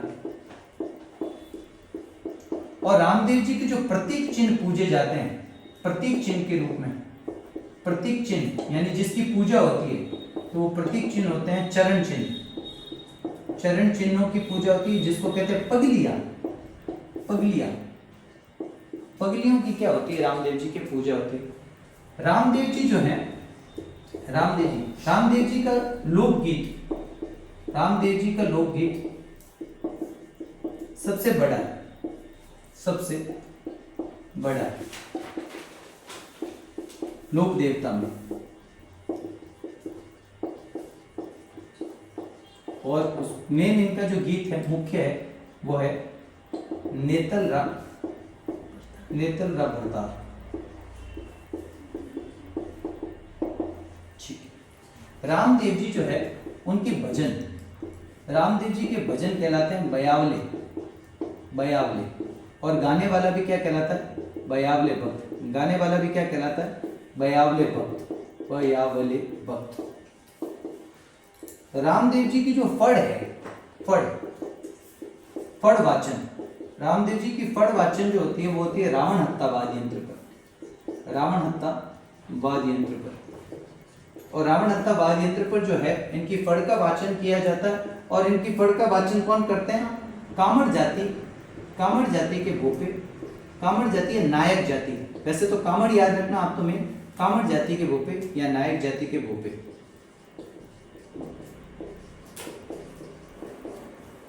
तो ये कुछ फैक्ट हैं जो बाबा रामदेव, और भी फैक्ट है, एक बार ये लिखा, और भी हैं सारे आपको याद ही है, सब अच्छे से जानते हो। बाबा रामदेव जी के यात्री क्या कहलाते हैं? जातरू कहलाते हैं। बाबा रामदेव जी के रात्रि जागरण क्या कहलाता है? जम्मा। और दूसरा पुजारी तंवर राजपूत है, क्योंकि रामदेव जी खुद कौन से राजपूत हैं? तंवर राजपूत है। यहाँ ध्वजा रामदेव जी के पचरंगा ध्वजा या सफेद रंग की ध्वजा होती है, वो क्या कहलाती है? नेजा। रामदेव जी के मेघवाल जाति के भक्त विशेष रूप से क्या कहलाते हैं? रेखिया। रामदेव जी के चमत्कार पर्चा कहलाता है। पर्चा बावड़ी कहाँ पर है? ये राम सरोवर तालाब भी यहीं पर है, जहाँ पर रामदेव जी ने समाधि ली थी। पर्चा बावड़ी भी यहीं पर है। कहते हैं यहाँ स्नान करने से जो है वो कोढ़ जैसे रोग होते हैं वो भी ठीक हो जाते हैं। तो पर्चा बावड़ी रामदेव जी की फेमस है। फिर थान जो है रामदेव जी का, थान कदम वृक्ष के नीचे। मंदिर को क्या कहते हैं? देवरा। सबसे बड़ा देवरा रामदेवरा। प्रतीक चिन्ह है पगलिया, ठीक है, जिसको चरण चिन्ह कहते हैं। रामदेव जी का लोकगीत लोक देवताओं में सबसे बड़ा है। मेन गीत इनका नेतलरा भरतार है। रामदेव जी के भजन बयावले कहलाते हैं। इनके गाने वाले भक्त भी बयावले भक्त। फड़ का वाचन रावण हत्ता वाद्य यंत्र पर होता है और फड़ वाचन कांवड़ जाति के भोपे करते हैं। रामदेव जी के सफेद और नीले रंग के कपड़े के घोड़े चढ़ते हैं। ये आपको मैंने लिखा ही रहता, फिर भी एक बार लिख दो, ठीक है।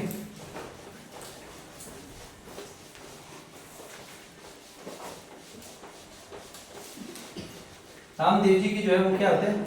कपड़े के घोड़े, ठीक है, सफेद कपड़े के घोड़े चढ़ते हैं। सफेद, अगर सफेद नहीं है तो फिर नीला, ठीक है। सफेद और नीले कपड़े के घोड़े जो होते हैं वो किसके? रामदेव जी के हैं, वो चढ़ते हैं। यहाँ तक की बातें सारी होगी। रामदेव जी जो है ना, रामदेव जी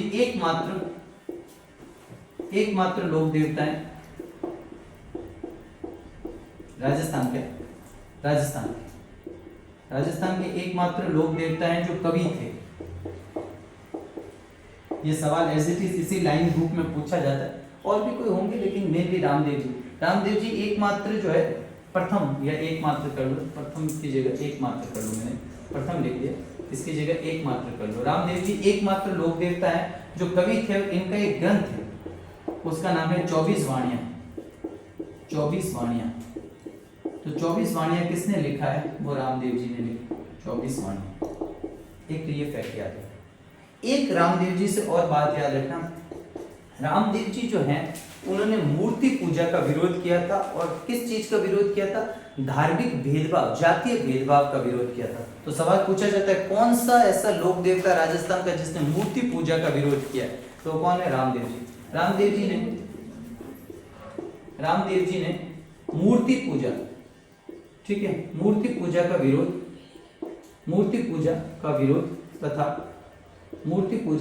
तथा जातीय भेदभाव का विरोध किया। ये कुछ फैक्ट हैं जो अलग से याद रखना, विरोध किया। एक इनको और फैक्ट याद रखना, रामदेव जी ने बाल्यकाल में, बचपन में, रामदेव जी ने बाल्यकाल में सातलमेर या पोखरण में भैरव राक्षस का अंत किया था। भैरव राक्षस एक हर पूर्णमासी को आता था, लोगों को खा जाता था, लोगों को उठा के ले जाता था, बलि दे देता था लोगों की। भैरव राक्षस का अंत किया था या वध किया था।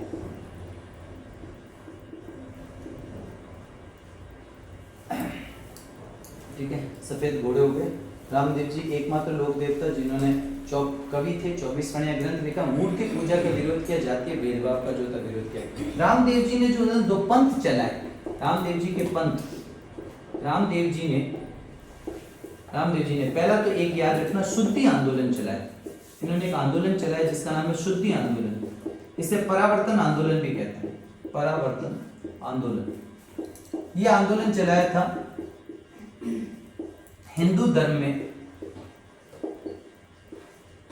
धार्मिक सुधार हेतु, यानी मूर्ति पूजा वगैरह का विरोध के रूप में धार्मिक सुधार हेतु। और एक रामदेव जी ने जो चलाया था पंथ, उस पंथ का नाम है कामड़ पंथ की स्थापना। कामड़ पंथ की स्थापना, रामदेव जी ने कामड़ पंथ की क्या की? स्थापना की। कामड़ पंथ की स्थापना, कई जगह कामड़िया कामड़िया पंथ आता है, ये स्थापना इन्होंने की थी, ठीक है, अछूतों के उद्धार के लिए, अछूतों के उद्धार व जातीय भेदभाव को समाप्त करने के लिए, जातीय भेदभाव को समाप्त करने के लिए। फिर पूरी कहानी एक साथ पढ़ेंगे समाप्त करने के लिए, ठीक है। जातीय भेदभाव को समाप्त करने के लिए शुद्धि आंदोलन तो इन्होंने क्यों चलाया था? हिंदू धर्म में जो कुरीतियां हैं, जो मूर्ति पूजा वगैरह, जो अंधविश्वास है, उसको हटाने के लिए तो इन्होंने चलाया शुद्धि आंदोलन। और जो पंथ चलाया रामदेव जी ने वो है कामड़िया पंथ, मेघवाल जाति के या जिनके ऊपर अत्याचार होता था उन समाज का जातीय भेदभाव खत्म करने के लिए, उनका उद्धार करने के लिए जो पंथ चलाया उसको क्या कहते हैं? कामड़िया पंथ कहते हैं। तो ये दोनों ही बातें आपको क्या करनी है? याद रखनी है। यहाँ तक की बात एकदम क्लियर। अब बात आती है आपके इंपॉर्टेंट, वो है मेला, रामदेव जी का मेला। वो कौन सा है? रामदेव जी का मेला। मेला रामदेव जी का आप सब जानते हो। मेला कब से कब तक बढ़ता है? भाद्रपद शुक्ल दूज से यानी द्वितीया से भाद्रपद शुक्ल 11 तक, एकादशी तक ये मेला बढ़ता है रामदेव जी का। कहाँ बढ़ता है? अपन सब जानते हैं रामदेवरा में बढ़ता है। रामदेवरा पोखरण जैसलमेर। पूरा इसकी डिटेल मैंने आपको पहले भी लिखा है, एक बार और रामदेव जी लिख लो, इसलिए लिख लो। ये मेला बढ़ता है। इसको क्या कहते हैं? मारवाड़ का कुंभ, मारवाड़ का कुंभ या सांप्रदायिक सद्भावना, सांप्रदायिक सद्भावना का, सांप्रदायिक सद्भावना का मेला, सांप्रदायिक सद्भावना का मेला। संख्या की दृष्टि से सबसे बड़ा मेला, संख्या की दृष्टि से सबसे बड़ा मेला, संख्या की दृष्टि से जो है वो सबसे बड़ा मेला, ये अपन को याद रखना है, ठीक है। संख्या की दृष्टि से जो था सबसे बड़ा मेला, ये अपने पूरा पढ़ा है। तो मारवाड़ का कुंभ है, सांप्रदायिक सद्भावना का मेला है। संख्या की दृष्टि से भाद्रपद शुक्ल द्वितीया से लेकर और एकादशी तक रामदेवरा में ये मेला पड़ता है। इस मेले की अपन ने पहले भी बहुत अच्छे से चर्चा करी है। इस मेले के जस्ट अगले दिन जो है वो वहां पर जाना शुभ माना जाता है। कहाँ पर? मसूरिया पहाड़ी जोधपुर में बालीनाथ जी का। तब इस मेले को पूरा 5 में पंच पीपली स्थान है, वहां पे भी जाते हैं लोग। कोढ़ की मुक्ति के लिए पर्चा बावड़ी में भी स्नान करते हैं, राम सरोवर तालाब के भी दर्शन करते हैं, रामदेव जी के मंदिर के भी दर्शन करते हैं, उनके भजन भी गाते हैं। तो ये सब एक आपको पता हो तो रम्मत जो होती है ना, रम्मत, वो रम्मत शुरू करने से पहले भी रामदेव जी, ये सवाल आता है किस लोक देवता के भजन, जो भजन वाला पॉइंट लिखा है ना आपने रामदेव जी का, जो बयावले भजन, वहां एक नोट और डाल देना, रम्मत लोकनाट्य शुरू करने से पहले रामदेव जी के भजन गाए जाते हैं। रम्मत लोकनाट्य मैंने रम्मत में भी लिखा है होगा, ठीक है। तो ये सारी बात है। अब रामदेव जी के जो प्रमुख मंदिर है, ठीक है, रामदेव जी के प्रमुख मंदिर कहाँ लिखोगे बताओ? जहां आपने रामदेव जी के भजन लिखे ना, बयावले, बयावले भक्तों द्वारा, मान नोट में लिख देना कि रम्मत लोकनाट्य शुरू करने से पूर्व रामदेव जी के भजन गाए जाते हैं। सवाल आता है किस लोक देवता के भजन? अब रामदेव जी के मेन मंदिरों की बात कर लेते हैं जहां से सवाल बनता है। एक तो मंदिर है रामदेवरा, जो इनका सबसे बड़ा मंदिर है। इसी को पहले रुणेछा कहते थे और ये वर्तमान में कहां पर है? पोखरण में। और पोखरण कहां पर पड़ता है? जैसलमेर में, जैसलमेर जिले में, ठीक। तो ये बात आपको याद है। दूसरी, इस मंदिर का जो निर्माता है, इस मंदिर का जो आज अपन आधुनिक स्वरूप देख रहे हैं, इस मंदिर का निर्माता या आधुनिक स्वरूप जो आज अपन वर्तमान में इसका स्वरूप देख रहे हैं, वो आधुनिक या वर्तमान स्वरूप जो है वो किसने करवाया था? महाराजा गंगा सिंह।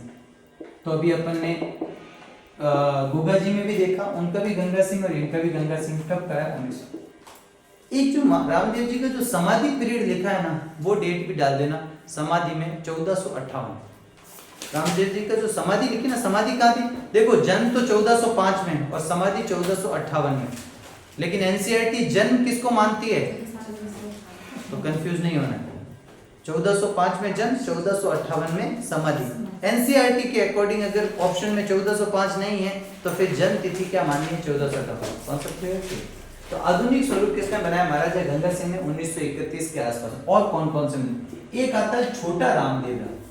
छोटा रामदेवरा है सर गुजरात में। आप सब जानते हो राजस्थान, गुजरात, मध्य प्रदेश वगैरह सब जगह से रामदेव जी के भक्त आते हैं, हिंदू मुस्लिम समान एकता के साथ आते हैं। छोटा रामदेवरा है सर गुजरात में। अब राजस्थान में रामदेव जी के प्रमुख मंदिर, पहले चले जाते हैं जोधपुर में। जोधपुर में रामदेव जी के मंदिर हैं। एक तो मसूरिया पहाड़ी, जहाँ पर रामदेव जी के साथ साथ इनके गुरु बालीनाथ जी का भी मंदिर है। एक मंदिर है अदरशिला मंदिर, अदरशिला रामदेव मंदिर। अदरशिला रामदेव मंदिर कहाँ पर है? ये मंदिरों के सवाल आए हुए हैं।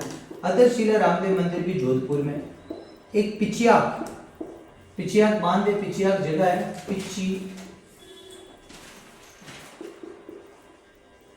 पिचियाक।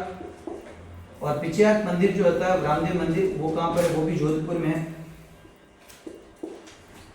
एक आता है आपका बिराटिया, बिराटिया खुर्द। बिराटिया खुर्द है ब्यावर में, पहले पाली में था, अब ब्यावर में आ गया। पहले पाली, यहाँ लिख देता हूँ, पहले पाली में था, अब ब्यावर में। बिराटिया खुर्द, ठीक है, बिराटिया खुर्द। एक है हल्दीना, ये एग्जाम में आए हुए हैं, ठीक है ना। मैं कैसे आए हुए सवाल बताऊंगा आपसे।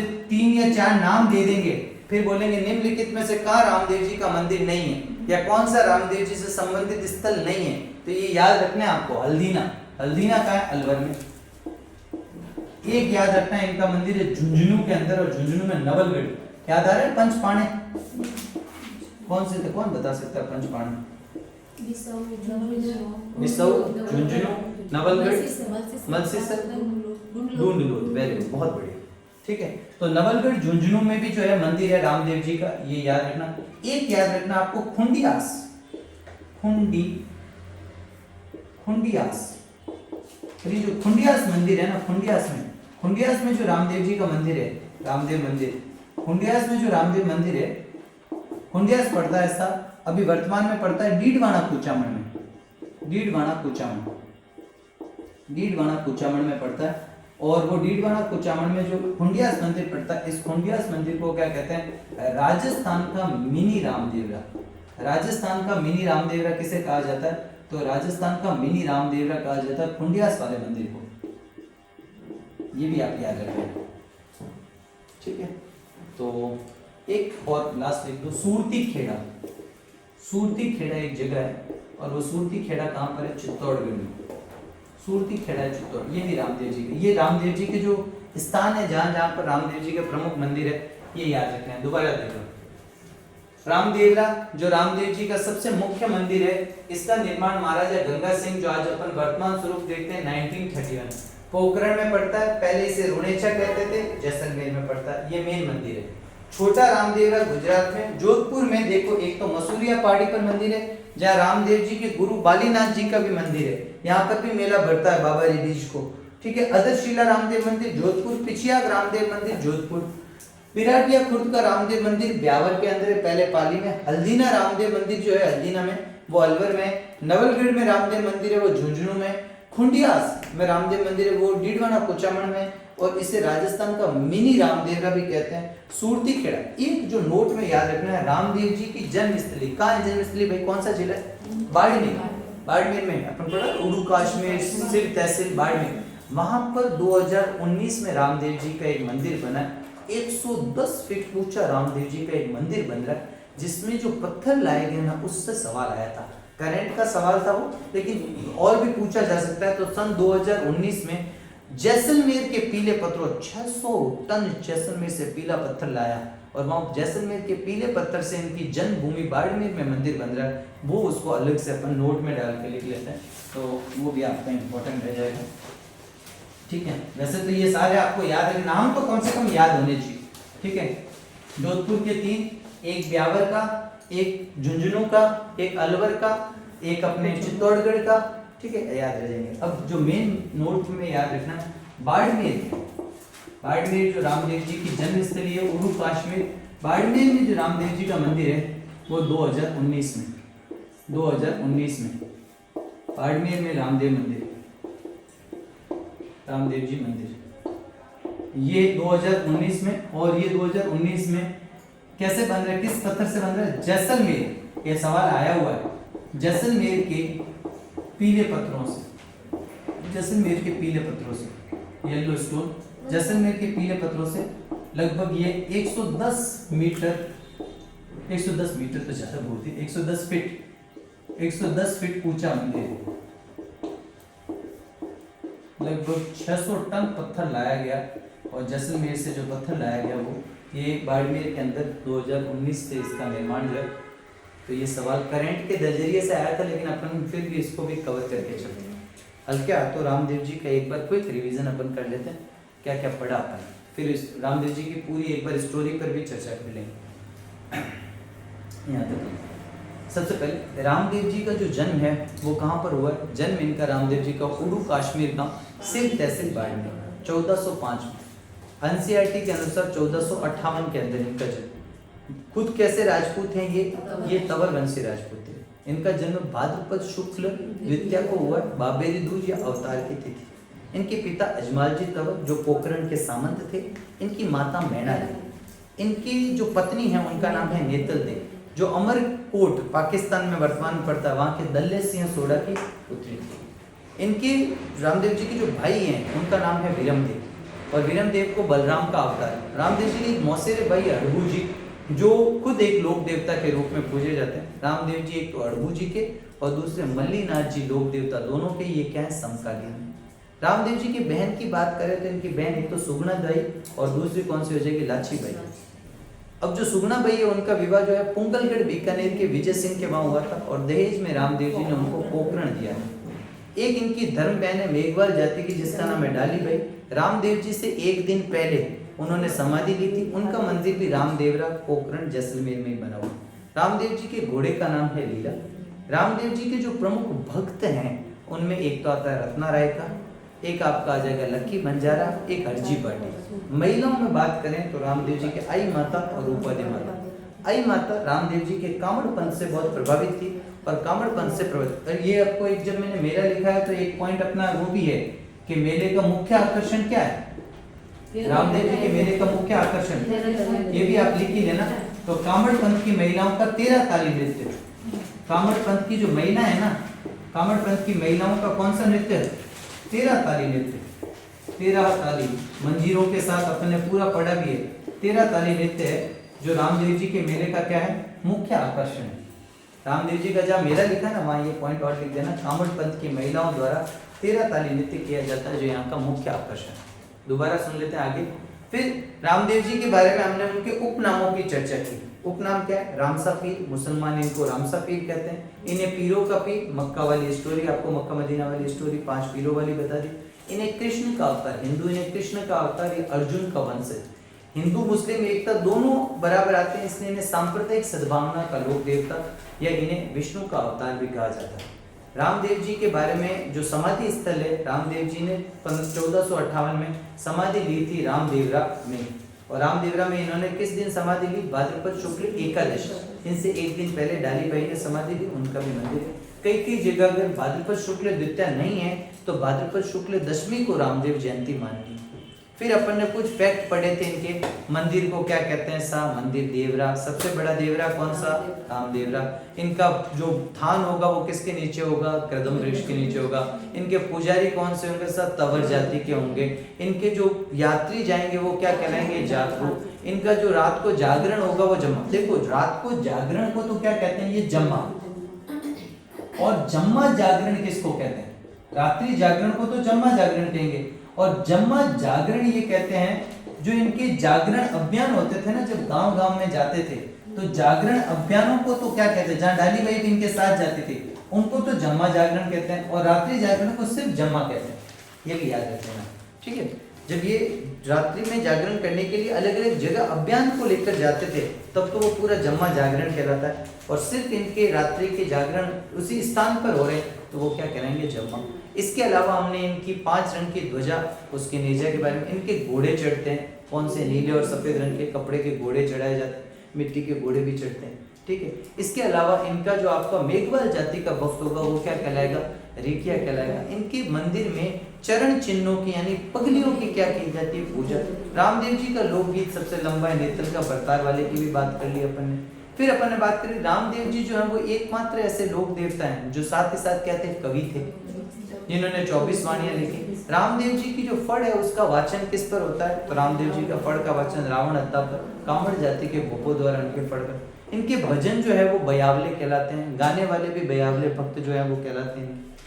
यहाँ तक की सारी अपन ने चर्चा कर ली। फिर अपन ने बात करी कि जो रामदेव जी हैं वो उन्होंने क्या किया, तो उन्होंने जो धार्मिक आधार पर जो जातीय भेदभाव किया जा रहा था, उस जातीय भेदभाव का विरोध किया, मूर्ति पूजा का विरोध किया, समानता के समर्थक थे। उन्होंने 2 आंदोलन चलाए। पहले अछूतों के उद्धार के लिए उन्होंने पंथ की स्थापना की, कांवड़ पंथ की, और उन्होंने हिंदू धर्म में सुधार के लिए शुद्धि आंदोलन या परावर्तन आंदोलन चलाया।